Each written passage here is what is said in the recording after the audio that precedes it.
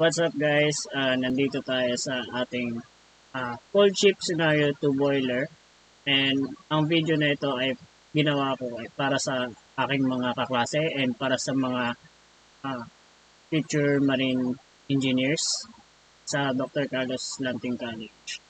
So, magsisimula tayo dito and susundin natin ang proper sequence ng simulator na ito na nababase sa syllabus and sa ng Kongsberg sa BCLC.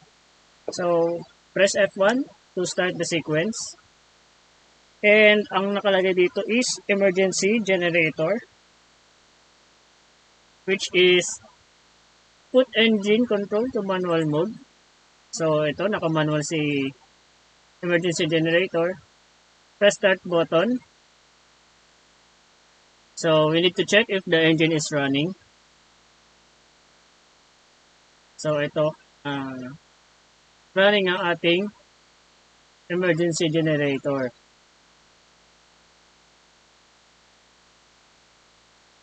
Ayan. Wait lang, parang walang sounds. Ayan. Then, after sa emergency generator, we need to proceed to electric power plant. So, we shall open the voltage. Ang nakalagay dito is press on the voltage control.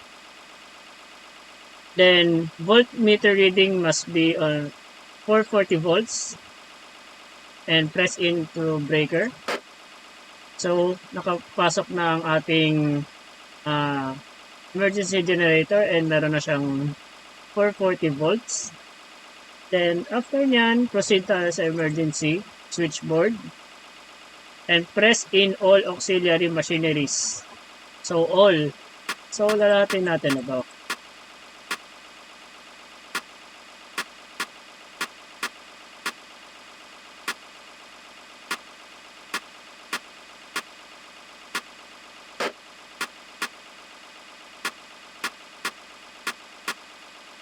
Then, after nyan, press in.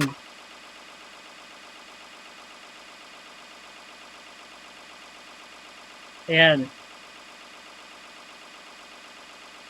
So, nung na-press in na natin, ang next naman natin gagawin, ito, ayon na nakalagay sa papel, is change over from manual mode to auto. So, we need to proceed to emergency generator, then we shall put the manual into auto mode. Then after putting the manual into auto mode, so we need to proceed to main switchboard starters. So, nakalagay kasi dito, press in, emergency room tuloy, engine room air fan 2, pero hindi mo siya mapapaandar dahil ito yung main switchboard starters eh. So, kailangan i-in mo muna ang starters. Ayan. So, ito yung naka-in yung para sa engine room air supply. After nyan, we need to proceed to the air ventilation system. Then, press in engine room supply fans number 2. And engine room exhaust fans number 2. So, ayan guys. Then, after nyan, emergency air compressor, which is yung trabaho ni port engineer. So, we need to proceed to the start air system, number 59. Then, open air after cooler drain valve. After cooler drain valve. So, hanapin mo siya. Ito yung after air cooling drain valve. So, ito may water content. So, once na inopen natin itong valve, yung water is madidrain. Kaya natin dinidrain ang water. So, para hindi sumama yung tubig sa starting ng ating generators, which can cause problems. Diba, once na may tubig na sumama sa it can, magkakaproblema yung ating mga makina. Then, after nyan, open emergency start air receiver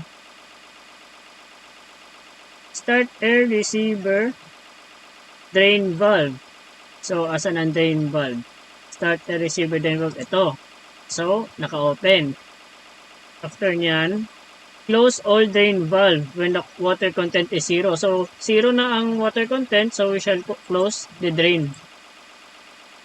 After nyan, open emergency start air receiver inlet valve. So, ito yung start air receiver inlet valve. Then, after nyan, open emergency start air receiver outlet. Ito yung outlet. Then, open DG1 and 2. Close. Ito yung tawag na close air supply valve. Then, press local. Then, turn on emergency start. Ayan. So, running ang emergency start natin. Meron pa akong idadagdag. Pero guys, huwag niyong gagawin to sa assessment natin. So, we shall open this valve and hand pump. Kaya ko lang ito ginawa para mas mapabilis yung production ng air natin. Pero, hindi ito yung tama guys Papabilis lang para sa recording. Then, after nyan, proceed tayo sa seawater system. So, open relevant sea suction valves for low or high, either low or high na sea chest. So, I prefer low.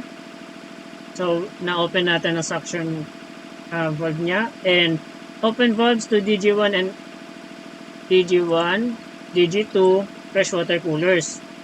Then, open seawater overboard shut-off valve. Ito yung overboard shut-off valve. After nyan, di ba naka-open na itong valves? So, we need to proceed to the diesel generator number 1. So, ang ginawa natin sa seawater is for preparation. So, if may alarm man, it means yan yung pressure nagre-reduce. So, we need to acknowledge the alarm, press F12 to silence. So, nandito tayo sa DG1. Check the level in the fresh cooling water expansion tank. Ito yung expansion tank. So, meron tayong 49.83 na level ng expansion tank. Check that the freshwater temperature controller is working and auto normal set point to 85. So, itong 85 na yon, ito yung para sa ito ba yan? Ito. Saan ba yan? 85 ang set point. Ito yun guys. DG1 high temperature freshwater controller set point 85. Then itong preheater isa-set natin siya to 85. So we need to change that to 85. Then we need to click auto. Ayan. So, na-set point na natin siya ng 85. So, after ma-set point kay 85, we need to press auto. Okay, guys. Then, after nyan, check level of lubricating oil sump tank.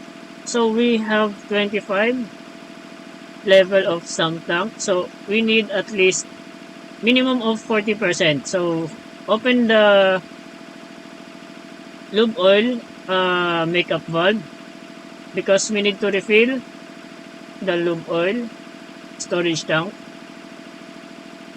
So once it reached 70%, we shall now close the makeup valve.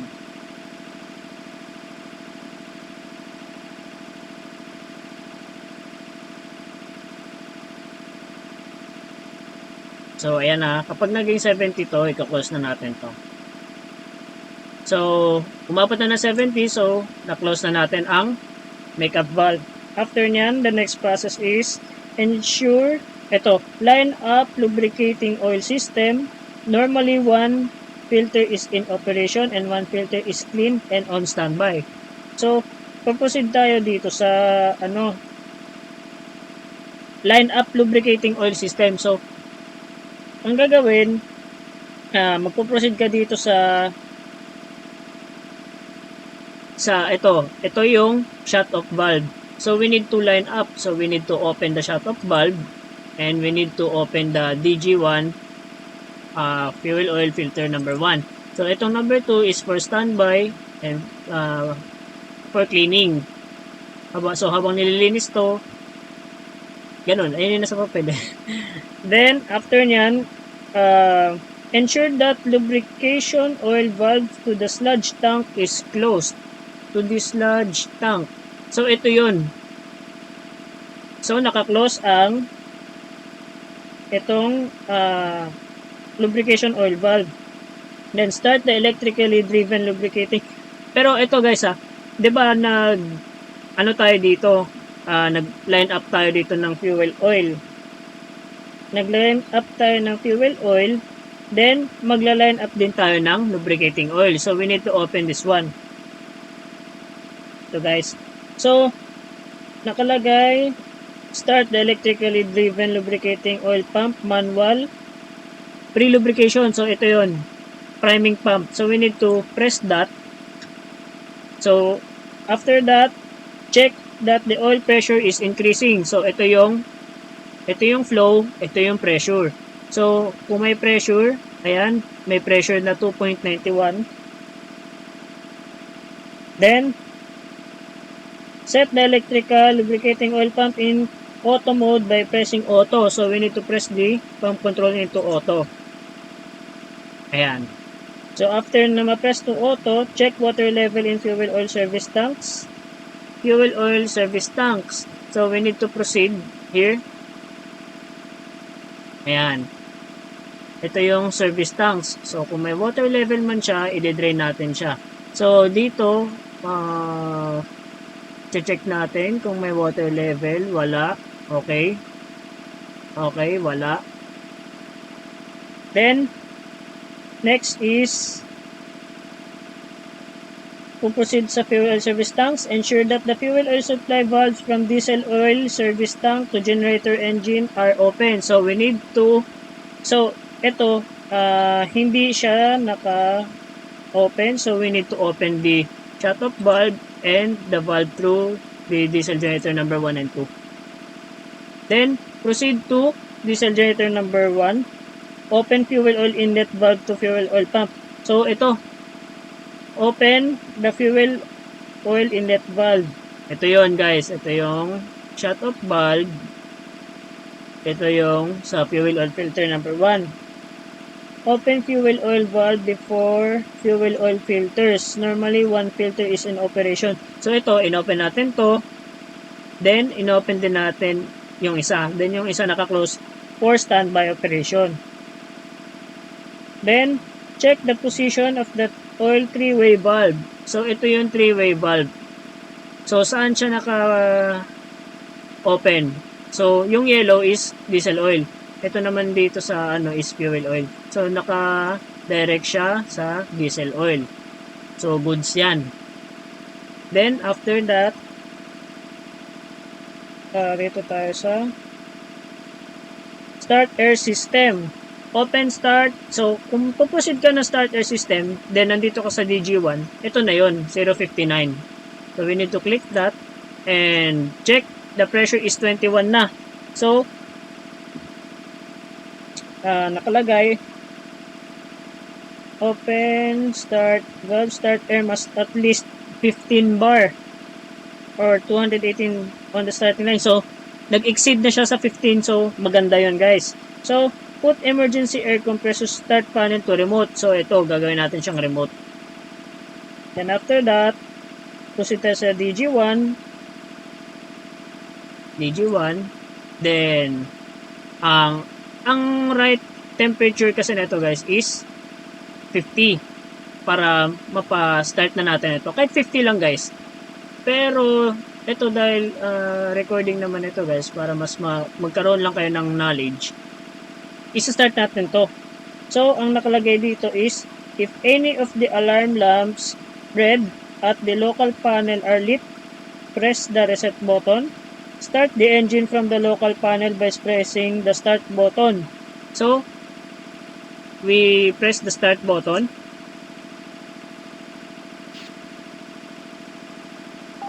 Ayan. So yung alarm, yan yung sa pressure. Then proceed to the alarm and manage, silence, press F12. Then proceed to main switchboard, diesel generator number 1. So dito tayo sa electric power plant. So if any alarm, click 20, click and F12 to silence, acknowledge the alarm.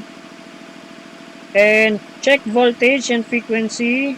Adjust if the voltage is low, high to 440 and frequency to 60 Hz.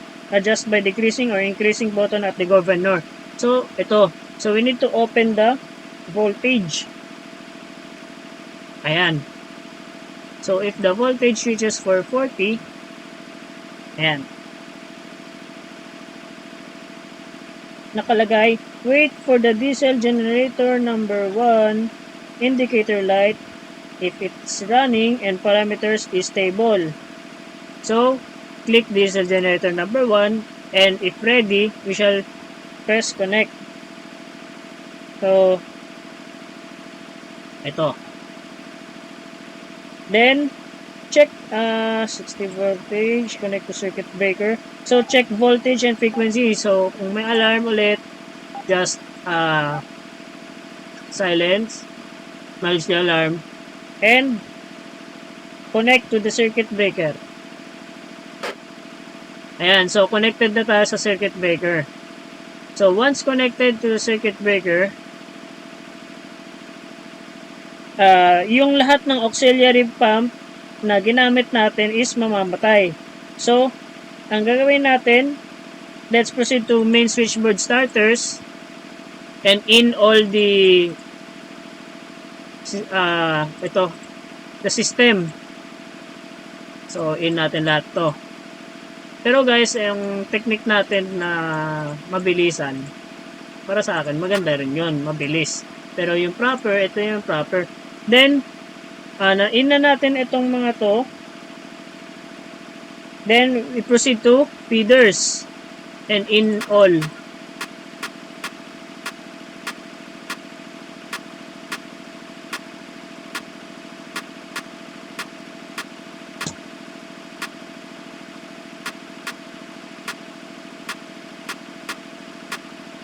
So, after na ano dyan is in the transformer. Ayan. So, once na in natin siya, mag-alarm yung number 3 which is the automation. Ayan. So, we need to acknowledge the alarm.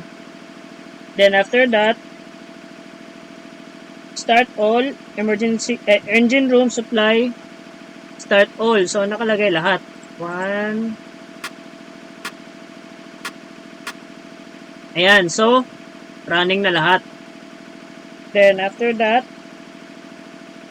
proceed to seawater system. So, kasi namatay itong pump. So, ang gagawin natin dyan is, start seawater pump number 1. Press L to R. So, gagawin natin tong remote. Then, temperature control to auto. After nyan, proceed to MD102, the power chip. Ito yung sa auto, 102 power shift pump or compressor control. So, ito yung seawater pumps, then press auto. Ayan. So, after that, after the seawater, we need to proceed to the freshwater system. Here's the freshwater system and open low temperature freshwater servo or stem tube air compressor ME. So ito lahat 'yon, valves na 'yon. Yung binabanggit sa sequence. After ma-open 'yan, open high temperature freshwater recirculation bypass valve. So ito 'yon. Open. After niyan, open low temperature freshwater cooler number 1 shut-off valve. So ito yung number 1 shut-off valve. Then and main freshwater cooler 1 seawater shut-off valve MDO1. So we need to proceed to MDO1 and open the freshwater cooler. Ito yun. Then open high temperature. Babalik tayo dito sa freshwater system. open high temperature, sige, open low temperature. Ito, open, ito naloko na. Ito, low temperature fresh water, 1/2 bypass valve. Okay, ito. Ayan, okay, check. Then, ito yung bypass valve. So, open the low temperature fresh water 1/2 bypass valve. Okay, open.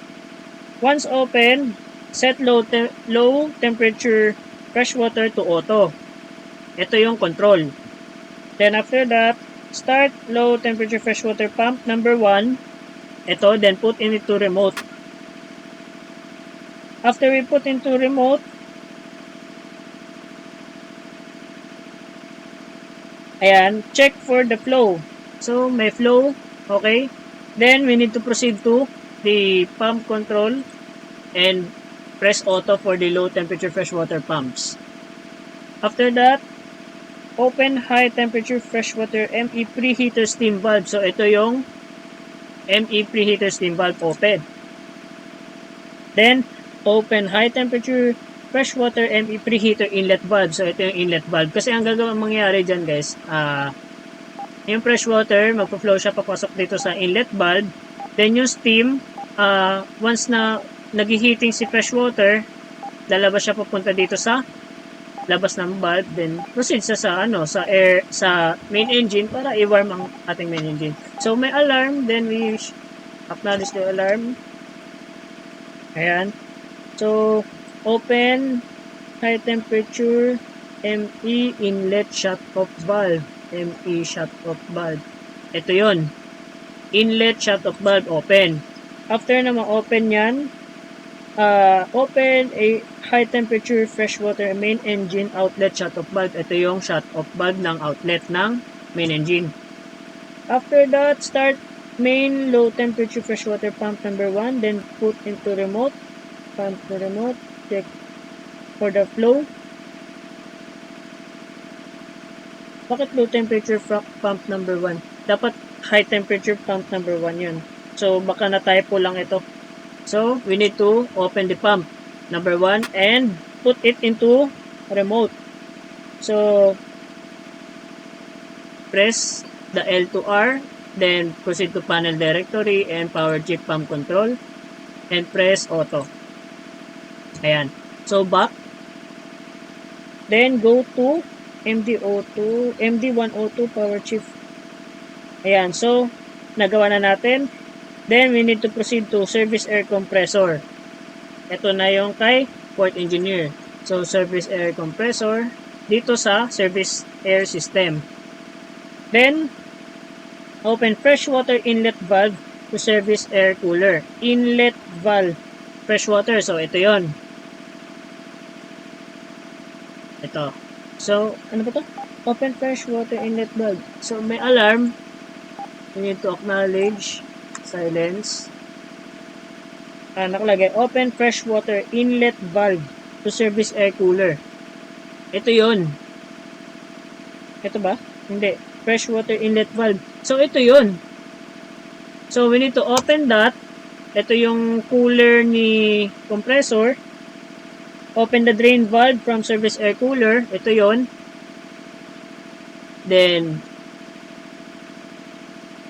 open. So, magde-drain ang water. Then, open the air inlet valve to service air receiver. So, ito yung inlet valve. So, inopen na natin.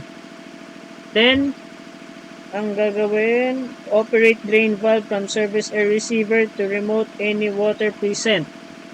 So, open this drain valves. So, para mag-drain ang water content. Then, open air inlet valve to service air filter and dryer. So, ito yun. Open the outlet valve. Open the general control air supply valve. Ayan. Then, after that, operate drain valve from service air dryer to remove any water. So, done na yun. If the compressor is stripped, trip lamp is lit, press reset.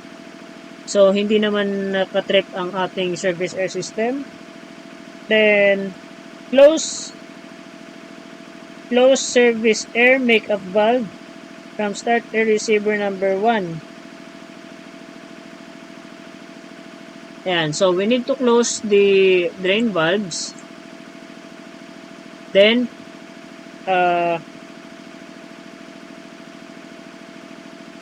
start the compressor by pressing button on. So, bago yan, syempre, ilalagay mo natin yung remote to local. So, after that, then we press on. Then, put service air compressor at the control panel to remote. So, ililipat naman natin siya sa remote, then proceed to panel directory to 102 and service air compressor to auto. Then, after that, we need to proceed to the start air system. Ayan. Ito na ang start air system. So, naka-remote itong emergency start natin. Ang gagawin natin dyan, i-auto muna natin siya. Automatic, ayan, di ba namatay na? Then, after that, guys, we need to proceed here to the start air system and check that the main seawater and low temperature freshwater systems are in operation and the valve to air compressors coolers are open. So, proceed here to the freshwater system and ito, naka-open ang valve papunta sa air compressor. So, press back para makabalik ka dito sa start air system and ang nakalagay dito, open freshwater inlet valves to start air coolers. So, ito yung inlet valves. Ito yung kanyang cooler. Then, open drain valves from start air coolers. Ito yon. So, drain valve, may water content siya na 2. Then, open air inlet valves to start air receivers. Ito yung inlet valve. Ayan. After nyan, open air outlet valves from start air receivers. Ito yung outlet valve. Open. After that, operate drain valves from start air receivers to ensure no water is present. So, yung alarm, we proceed to alarm and knowledge. Then back. Nakalagay, open air outlet valves from start air receivers. Operate drain valves from start air receivers to ensure no water is present. Ito yung start air receivers. So, open daw yung drain valve. Then, if the selected compressor is tripped, press reset button on the compressor panel. So, wala namang nakatrip dito. Then, start the compressor by pressing on button on. So, pinapastart na niya. So, ang gagawin, put the remote to local, then press on. Then, ang nakalagay dito sa next command is close drain valve. So, close drain valves, close. Ayan. Then, put air compressor to remote. So, ilagay natin siya sa remote. Then, go to MD102, power shift, pump, or compressor control. Then, auto natin ang start air compressor 1 and 2. So, after that, na ano na natin yung 1 and 2. Check ko na kung recording pa rin. Ayan, okay. Kung 1 and 2, ayan. Then, after that, saan na tayo? Dito na tayo sa freshwater hydrophore system. So, proceed to the freshwater hydrophore system. Open hydrophore tank inlet valve. Ito yung inlet valve. Then, set pump control to manual. So, naka-manual siya. Start number 1 hydrophore pump. Number 1. Ayan. Then, start fill up to 0.50 meter tank level. So, dapat ang level niya is 0.50. Open make up air valve. So, ito yung make up. Dapat 1 bar shut make up air valve. So, pag umabot na ng 1 bar itong ano, ayan, close na agad. 1 bar lang naman eh. 1 bar. Ayan. Then, set pump control to auto. Ayan. So, naka-auto ang pump control. Then, open Hydrophore tank outlet valve. Ito, outlet. Then, ano ba? Nasaan na? Open cold water supply valve. Cold water, ito yon. Then, open drinking water tank supply valve. Ito yon. Then, open ano to? Drinking water outlet valve. Ito. Then, after that, open hot water tank supply valve. Then, open hot water tank outlet shut-off valve. Ito yon. Then, open hot water steam heating off valve or electric heater. So, wala pa tayong boiler. So, electric heater muna ang gagamitin natin. Then, start hot water tank recirculation pump. Ayan. After that, we need to proceed now to diesel generator number 2. Paralleling. So, check the level of the freshwater cooling, operation, expansion tank, and refill if necessary. So, meron tayong 49.82 pa rin. Check that the freshwater working and in auto normal set point is 85. So, auto na ilalagay natin ang set point to 85. Then, preheater to auto. Then, after that, proceed to the seawater system. Ensure that the seawater valve to cooler is open to pump and seawater flow is normal. So, we check the pressure here. Need to check the pressure. Ayan. So, may nagpo-flow. Okay. Then, after checking the seawater, check the level of lubricating sump oil tank. So, here to diesel generator number 2.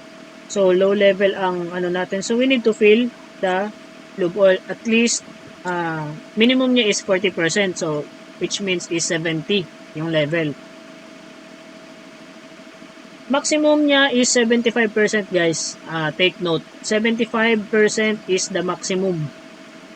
Kasi, once na nag-exceed na yung ano niya, lube oil niya, katulad yan sa motor kapag nalulunod, diba guys? And para maiwasan din natin yung overflow ng lube oil natin. So, once na nag-reach na sa ng 70, close natin yung makeup valve. Then, line up lubricating oil system. Ito yon. Click the valve number 1. Then, start the electrically driven lubricating oil pump. And check the oil pressure is running. Ito. So, in-start natin ulit. Then, fuel oil service tank. Check the water in the fuel oil. So, chinek na natin yan kanina. Ayan. Wala naman siyang water level. Then, ensure that the fuel oil supply valves from diesel oil service tank fuel oil system to generator are open. So, naka-open naman siya. Then, open fuel oil inlet valve to fuel oil pump. Ito yun. Open. Then, open fuel oil valve before fuel oil filter. Normally, one filter is in operation and one filter is clean and on standby. So, open number 1 valve. Check the position of 3-way valve. Ito, check natin. Naka-diesel siya. Then, start air system. Open starting air must at least. So, lagpas pa nga ng 15 yan eh. Kalahati. Then, ito. Tawag dito. Kalahati tuloy. Ayun. So, nasaan ako na? Wala tuloy yung binabasa ko. Ayan. To start locally, select local on engine control panel. Press start. So, ilagay natin siya sa local. Yan, naka-local. Pero, ito guys, dahil yung sequence niya na nakalagay dito sa papel is sobrang late na yung preparation ni diesel generator number 2. So, it takes time talaga guys para paanda rin. Kasi mag-wait pa tayo ng 50. Pero sa ipapakita ko ngayon, pwede ko na siyang paanda rin. Pero yun ang huwag niyong gagawin sa exam. So, to start locally, press start. Engine can only started from the power chip panel. When the engine is running, ayan. When the engine is running, lubricating oil pump set to auto. So, start. And if the engine is running, pump control to auto. Then, ano pa? The generator now can be connected to the main bus using the synchroscope panel or electric power plant panel. So, ang gagawin natin dyan is proceed tayo dito sa ayan yung alarm. Knowledge. Proceed tayo sa electric power plant and open the voltage. Ito. Open. Yan, check the voltage. Okay. Ito na tayo.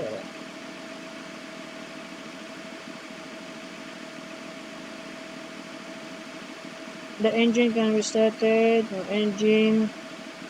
The generator now can be connected. So, ito na yun. For synchronization na tayo guys. So, main switchboard, diesel generator number 1. Check the running generator. Must be for 40 volts for voltage and must be 60 Hz. So, ito guys, kulang. Then, ang hertz niya is ito, 59. So, dapat dyan, 60. Ang gagawin natin dyan guys, i-erase lang natin itong governor konti. Isang pindot, then, ayan. So, isa pang pitik. Op. Dapat ang hertz niya kasi dyan is 60. Pero itong alarm, ano na ito? Knowledge. Then, saan na ba? Frequency. Adjust exciter if necessary by increasing or decreasing. So, ito, kailangan increase talaga natin. So, raise, then release. So, kailangan yung hertz niya maging 60. Then, raise, then release. So, dahan-dahan lang. Then, raise, then release. Ayan. So, yung hertz natin is 60. So, goods na ito. Then, nasa na ba? Main switchboard, check if the light indicator of diesel generator number 2 is on. So, check natin, ilipat natin to sa diesel generator number 2. Ayan, so nakalagay ready. Then, press on the button of the exciter and adjust if the voltage is low. Ayan, naka-on ang voltage. So, check if, ayan, so yung frequency, then yung voltage is saktong-sakto. Then, after that, on the synchronous selector, switch this select DG2 and fine-tune of the speed. So, proceed to diesel generator number 2 and 143. Then, click the synchroscope and click the synchroscope selector to diesel generator number 2. Ayan. Ano nakalagay? Then, check the frequency value must be higher, approximate of 0.5% on the running diesel generator number 1. So, higher naman siya. Then, on the synchronize, select DG2 and fine-tune of the speed until the synchronized lamp rotates slowly clockwise. Ito, clockwise yan. Then, the governor knob by lowering or increasing the rotation. So, ang gagawin natin guys, i-decrease natin ng konti si governor. Decrease, down. Decrease ulit, release. Ayan. So, mabagal na ang ikot. So, may alarm. We need to hot water tank temperature. So, we need to proceed that. So, low temperature ang so F12. Then, proceed. Saan na tayo? DG2, close the circuit breaker of DG2 when synchronous lamp position is at 11 o'clock. So, synchroscope. So, once na tumapat ang red indicator light, pumunta sa 11 or 12 o'clock, we shall press the connect to circuit breaker.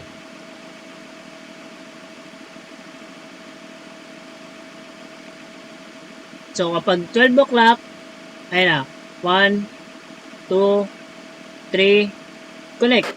Ayan. So, naka-connect na tayo. So, we need to check if the voltage is there. Ayan. Okay, the current is 48, 51, 52. Okay, good. Then, after that, main switchboard DG1 and 2, sharing load from DG1 and 2 by adjusting the governor. Ayan, so we need to proceed here to electric power plant. So we check the, ayan, so guys, maganda to kasi parehas ang kanyang frequency. So, no need to adjust the governor. Kasi, sharing of load na yan sila. So, ayan, equal ng kilowatt. So, check natin frequency, voltage, current. Okay. So, load sharing naman yan guys. So, automatic naman yan na tataas once na gumamit ka ng madaming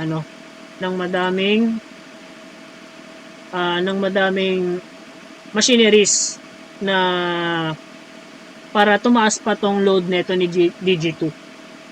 So far, si DG1 pa lang yung talaga, yung nakukuha na ng load. Then, we need to proceed to power shift generator control. Power shift generator control. Ito yun. Ayan. So, ang power niya is below. Ayan. Is by adjusting the governor switch, decreasing in DG1 and increasing in DG2 is. So, ito guys, ang gagawin natin dito, kailangan yung power is same. Same sila. So, ang gagawin natin dyan, proceed tayo dito sa electric power plant and yung governor niya natin. So, nakalagay dito, increasing DG2 load being equal power. Double check natin guys So, DG1. Mataas ang current niya guys. So, dapat ito, babaan natin to guys. Ito yung power niya. Power niya dapat 440. So, ang gagawin natin dyan, double check.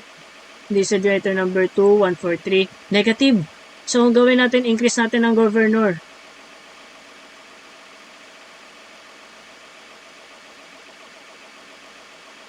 So, dito natin yan gagawin na sa Ayan. Ito. Then, decrease the governor sa DG1. Raise ulit. Kailangan pantay Ito guys. Kasi kailangan dito once na magkamali, may chance na mag-overload ito. Then, mamamatay ang inyong generator. So, check natin ulit. DG2. The power is 224 kilowatts. Okay. Then, check again for the diesel generator number 1. 200. So, ito guys, okay na ito. Proceed to electric power plant and double check. Ito yun yung current.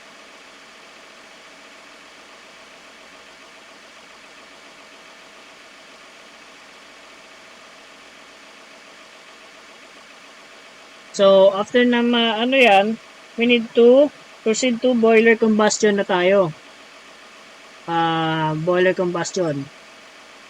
Then, to start, when the boiler pressure reaches 5 bar, the low automizing. So, ito guys, ang ituturo ko na sa inyo, is wala na dito sa sequence. Ito ang gagawin natin guys. So, ang gagawin natin first is proceed tayo dito sa fuel oil settling tanks. Sorry. Dito sa service tanks, open the valve to the boiler. Then, balik tayo dito sa boiler combustion. Then, set the fuel to diesel oil. And click the three-way valve so that the diesel oil will flow here. And click the reset button. And click the diesel oil pump. After clicking that, we need to click the three-way valve of atomizing air and open the atomizing air shutoff valve. So, nag-reach siya ng 5. So, open the boiler air fan. Ayan. Then, airflow control to 100. Master control to 10. Oxygen to 10. Oil flow to 10. Ayan. So, ito yung damper position. So, once na nag-100 na, start the purging. 98. Pag na 99, ayan, start the purge. So, ito yung boiler airflow. So, kunyari, tapos na ang purging. Tapos, meron pa ring air, then nag-start ka ng burner mo. Mag-a-alarm yan siya ng ito. Ang i-alarm niya is too much air dito sa burner. Ayan, too much air. So, once na ito ay bumaba, ibig sabihin nun, tapos na ang purging. Ayan, so, umangat na. Si start. So, wait natin siya na mag 0 or 0.1. Once na bumaba na ang pressure, we need to select the airflow control to auto, oil flow to auto, master control to auto, and oxygen control to auto. So, meron pa siyang excess air. So, nakalabas na dito sa burner management na ready na. So, ayan. Check the indicators. Then, press on. After pressing on, click burner 1 on, burner 2 on.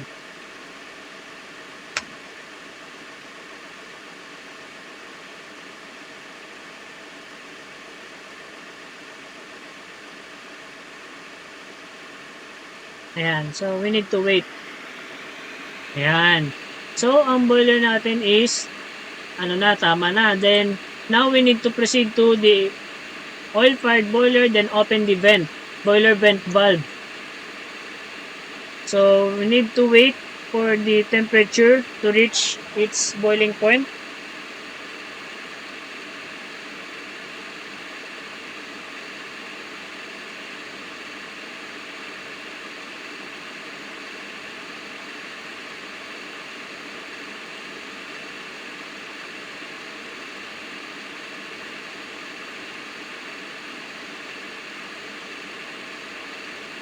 Ayan, so hintayin lang natin na magkaroon siya ng pressure.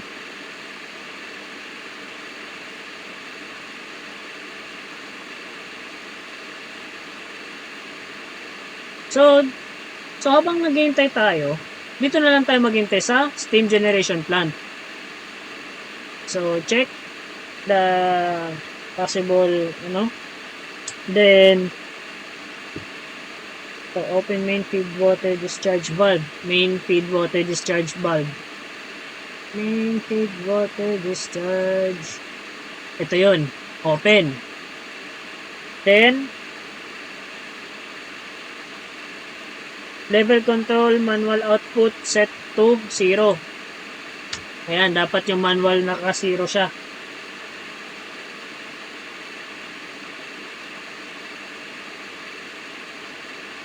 Start main feed water pump. Nakalagay dito kasi. Pero sige, start natin. Para mag-fill lang ng kaunti. Then after that, close. Kasi tuloy-tuloy ito eh. Ayan o. Then put to auto boiler level control. Boiler level control to auto. Ayan.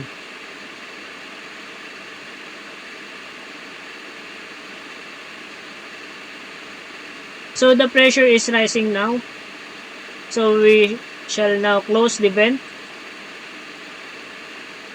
Then the pressure will increase. Okay?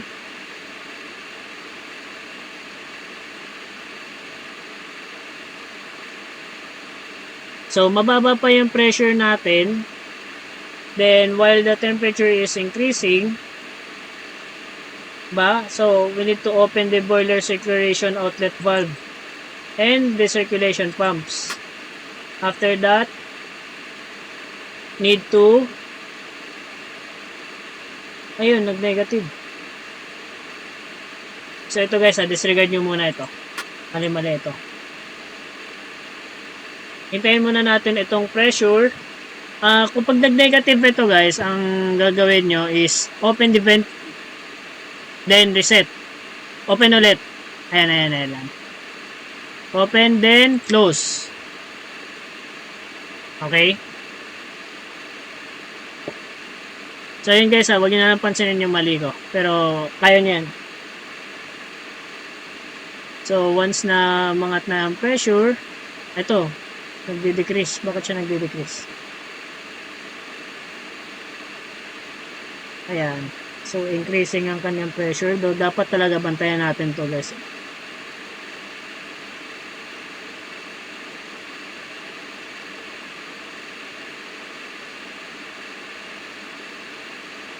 So once na nag-reach na ng 1, then we shall open the boiler circulation outlet valve and the circulation pumps and the boiler circulation inlet valve.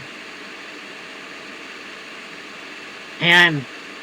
So once na na sa boiler,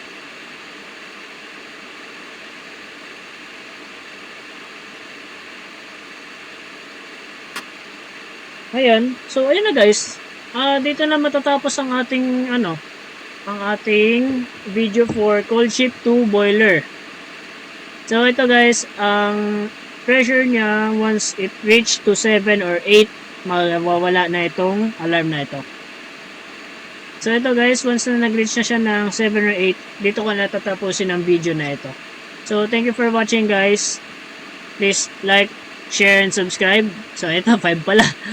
Please like, share, and subscribe, comment to my channel, and thank you for watching guys. Good luck sa exam, and adios.